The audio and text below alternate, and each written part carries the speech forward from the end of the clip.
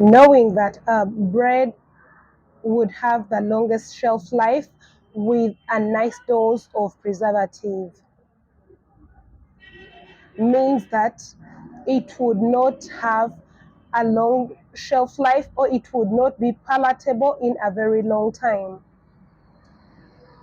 I have this as a scenario or an analogy that I possess a batch of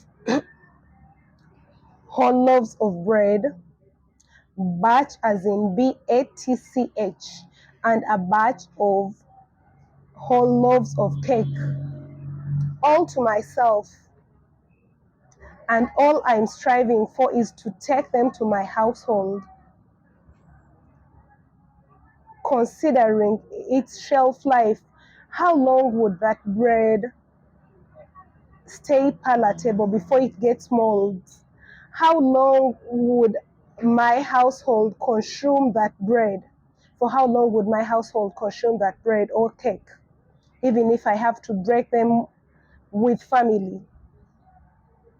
Because that's the household unit, all right? The same applies with the Word of God. The more you have it, the more you get it, is the more you get to share it.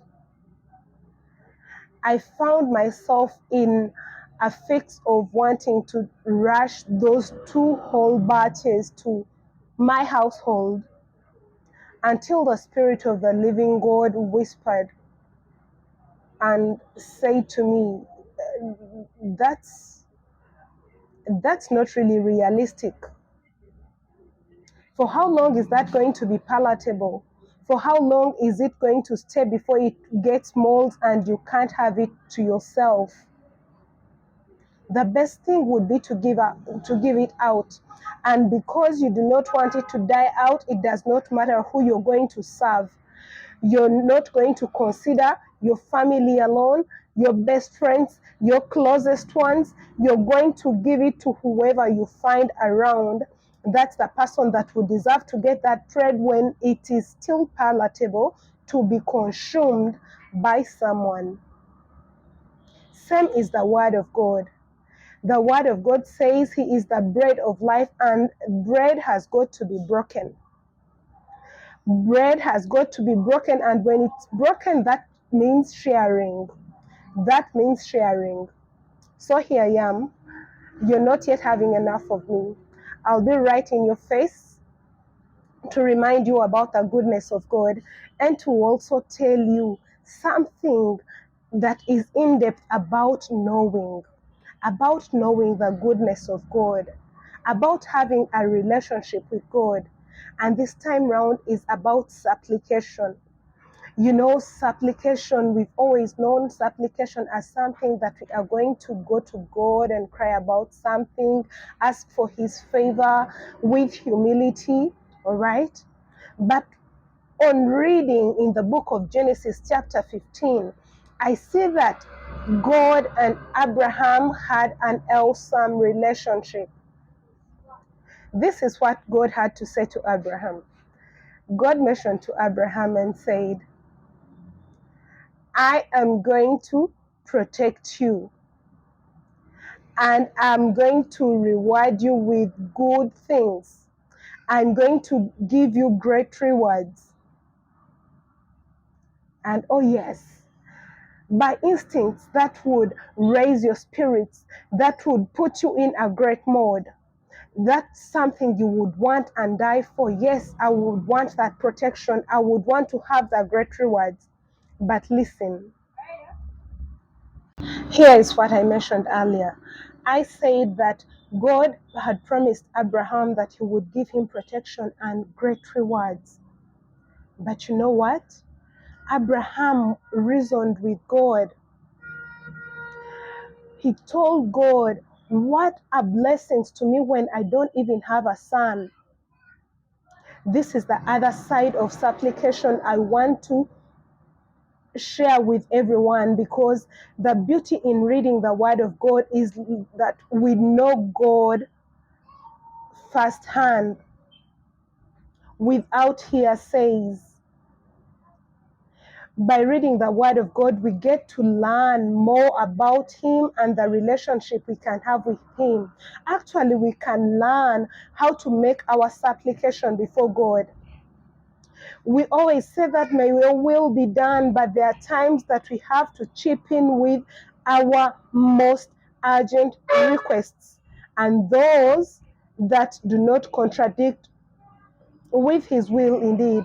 Because what harm is in having a son? There is no harm in having a son. You would have a reason to live for.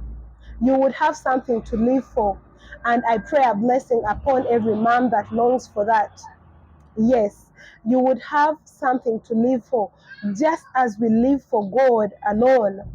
When you are a parent, you have something to live for, but God was making a promise to Abraham, but he had no surety that he would have a son. At the time, he was 99 years old, and he did not have a son. So he reasoned with God.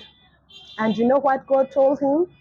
No, Eliezer is not going to be your heir. You will have a son.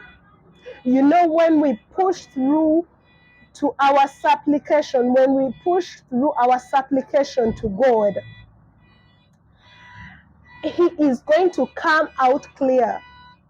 There is not going to be anything blurry, because as we commune, as we relate with Him, there is going to be those instances and those nitty gritties that He really lays out for us to truly understand.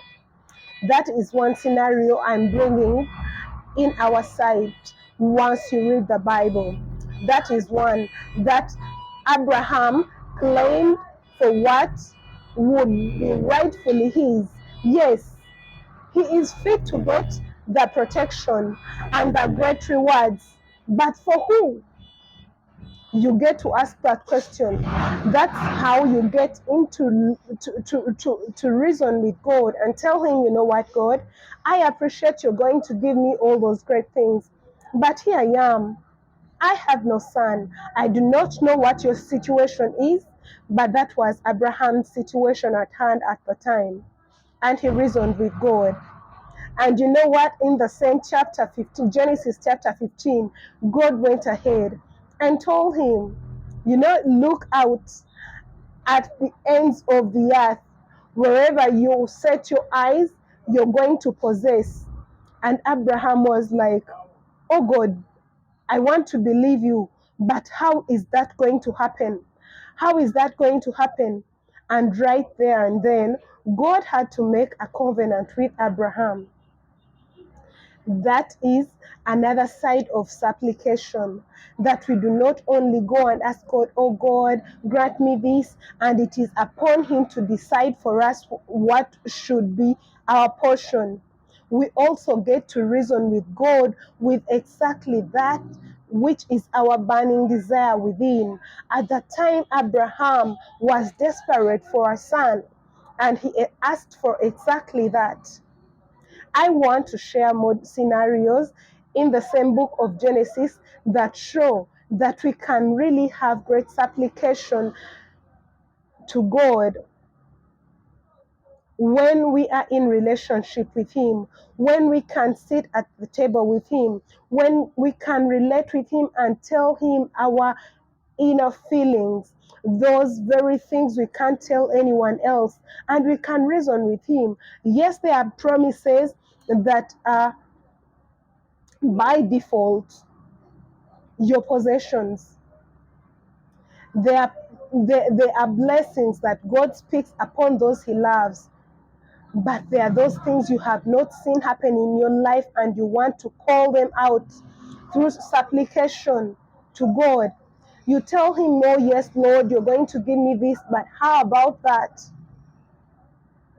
Let me continue in our next session. God bless you so much, and stay blessed.